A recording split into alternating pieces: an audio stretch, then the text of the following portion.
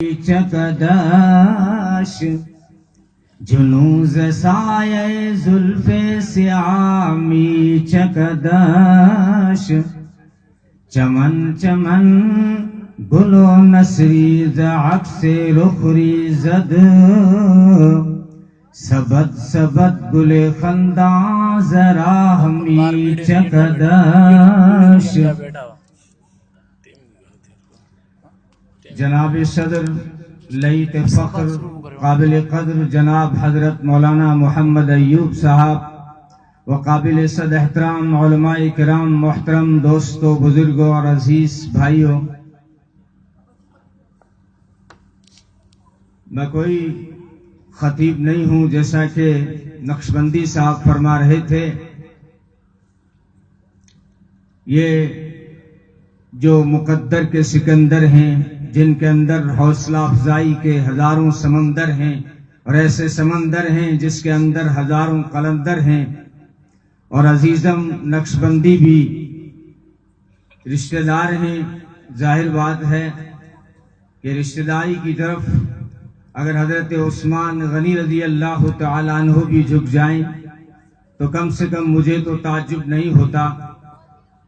خیر، ان کی محبت اور آپ سبھی حضرات کی محبت کھینچ لائی ہے، اور ہم جمعیت علماء ہند اور اہل سنت والجماعت علماء دیوبند کا محبت ہی پیغام ہے. نہ گالی گلوچ والی سوچ ہے، نہ کسی پہ کیچڑ اچھالنے کی عادت ہے، نہ بیجا فتووں کی خصلت ہے، نہ کسی سے نفرت ہے، بلکہ نفرتوں کے بازار میں محبت ہی ہماری تجارت ہے، اور محبت ہم سب کی ضرورت ہے. کیا انسان کیا حیوان، سب محبت کی مقدس زنجیروں میں جکڑے ہوئے ہیں. روئے ارضی کا ذرہ ذرہ محبت کا منبع و مرکز ہے. اگر محبت کے پاکیزہ عناصر سے روئے ارضی خالی ہو جائے تو دنیا تاریکی و ظلمات کا گہوارہ بن جائے. سطح ارضی حیوانیت و درندگی کی آماجگاہ بن جائے. لیکن شرط یہ ہے کہ محبت صراط مستقیم پہ گامزن ہو. اگر محبت منزل سے بھٹک جائے، گندگی کے ٹینک اور بدبو کی بوری سے ہونے لگ جائے تو انسان کو ذلت و خاری کی کھائی میں ڈال دیتی ہے. اور اگر محبت منزل پا جائے تو انسان کو وہ عروج نصیب ہوتا ہے کہ فرشتے بھی رشک کی نگاہ سے دیکھتے ہیں. تو خیر، جائز محبت کے کئی مدار ہیں.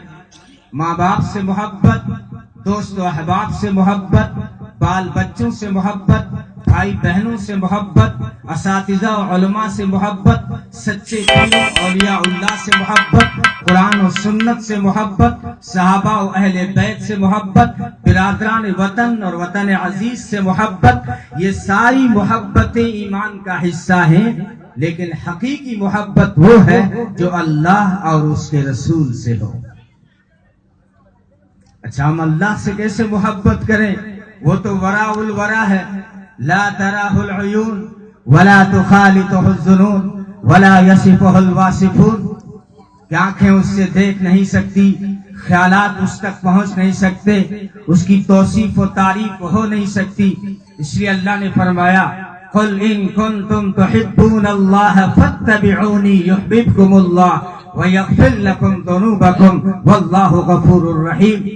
اللہ فرماتے ہیں اگر تم مجھ تک پہنچنا چاہتے ہو تو میرے محبوب کو اپنا محبوب بنا لو، پھر میں بھی تمہیں اپنا محبوب بنا لوں گا. بظاہر فاتبعونی ہے، اتباع کا حکم ہے، وہ بھی بہت ضروری ہے، لیکن اطاعت محبت کے بغیر قائم نہیں ہوتی.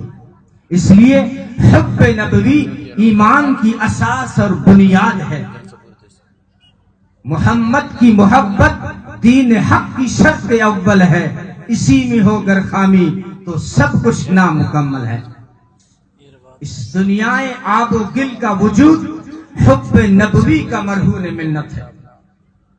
اگر اللہ کو اپنا جلوہ جہاں آرا دیکھنا منظور نہ ہوتا تو یہ حسین دنیا، یہ رنگ برنگی دنیا عدم سے وجود میں نہ آتی۔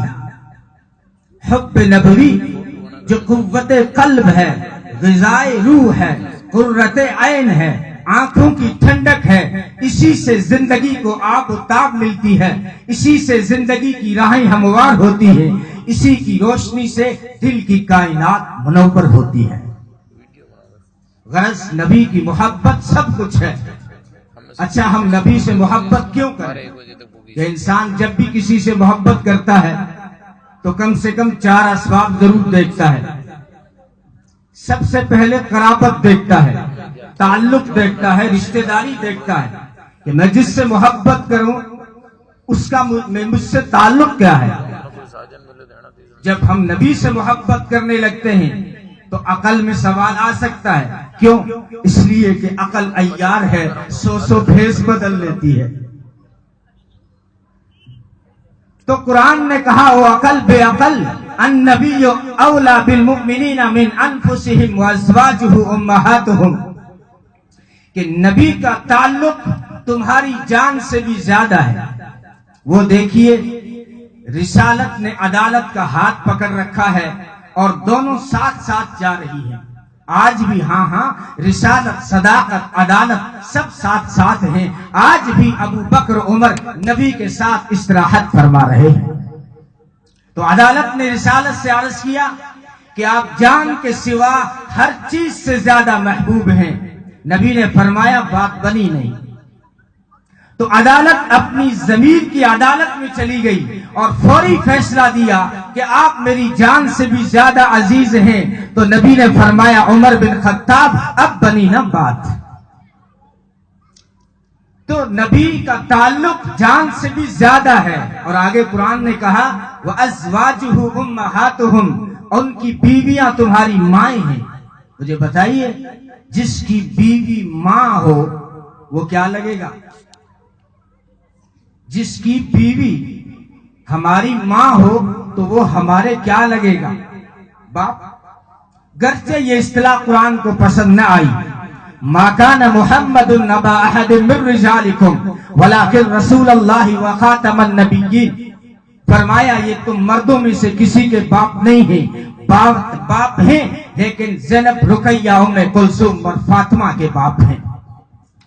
فاطمہ کے مقدر کا کیا کہنا کہ تیری اور میری بیٹی کو باپ ملے تیرے میرے جیسے، فاطمہ کو باپ ملا محمد الرسول اللہ جیسا صلی اللہ علیہ وسلم۔ اسی کو غالباً علامہ نے کہا ہے مریم از یک نسبت عیسیٰ عزیز، مریم از یک نسبت عیسیٰ عزیز، وسہ نسبت فاطمہ زہرا عزیز۔ وہ مریم بھی مقدس ہے جس کی نسبت عیسیٰ سے ہے، لیکن فاطمہ کی تقدیس کا کیا کہنا، جو حسنین کی امی ہے، علی کی بیوی ہے، نبی کی بیٹی ہے۔ تو نبی کا تعلق تمہاری جان سے بھی زیادہ ہے۔ تمہارے ماں باپ کیا ہوتے ہیں؟ ہزاروں ماں باپ قربان محمد کے پاؤں کی جوتیوں کے تسموں پر۔ انسان ماں باپ سے محبت کرتا ہے اور کہتا ہے یہ میری دنیا میں آنے کا سبب و ذریعہ بنے ہیں۔ تو جو تیری آمد کا ذریعہ بنے ہیں ان سے محبت عقلی بھی ہے، محبت طبعی بھی ہے، محبت ایمانی بھی ہے۔ تو اس سے محبت کیوں نہ ہو جو ساری کائنات کے وجود کا سبب و ذریعہ بنے۔ کونین کی تخلیق کا آقا تو سبب ہے، کونین کی تخلیق کا آقا تو سبب ہے۔ اسلام کا مفہوم تیرے در کا ادب ہے، طٰہٰ سے آیا ہے تیری سیرت کا قصیدہ، واللیل تو آقا تیری زلفوں کا لقب ہے۔ کتاب فطرت کے سرے ورق پر جو نام احمد رقم نہ ہوتا، یہ نقش ہستی ابھر نہ سکتا، وجود لوح و قلم نہ ہوتا، تیرے غلاموں میں نمایاں جو تیرا عکس کرم نہ ہوتا، تو بارگاہ ازل سے تیرا خطاب خیر الامم نہ ہوتا، نہ روح حق سے نکاح اٹھتا، نہ ظلم